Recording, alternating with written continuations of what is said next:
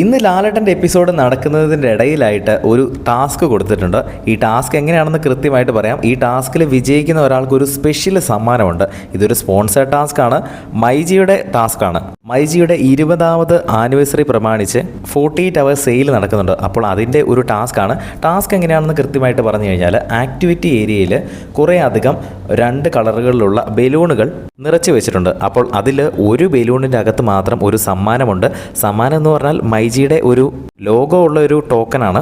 അപ്പോൾ ബസർ ശബ്ദം കേട്ട് കഴിയുമ്പോൾ ഉടൻ തന്നെ ഇവർ ബലൂണുകളെല്ലാം ബ്ലാസ്റ്റ് ചെയ്ത് അതിൽ ഏത് ബലൂണിൻ്റെ അകത്താണ് ആ ഒരു ടോക്കൺ ഇരിക്കുന്നത്, ആ ടോക്കൺ അവർ ആ ഒരു ബലൂൺ പൊട്ടിച്ച് കൈക്കലാക്കുക എന്നതാണ് ടാസ്ക്. ഒരെണ്ണമേ ഉള്ളൂ, ഒരു വിജയമായിരിക്കും ഈ ഒരു ഗെയിമിലുണ്ടാവുക. അങ്ങനെ വിജയിക്കുന്ന ആൾക്ക് ഒരു സ്പെഷ്യൽ സമ്മാനം മൈജി കൊടുക്കുന്നതായിരിക്കും.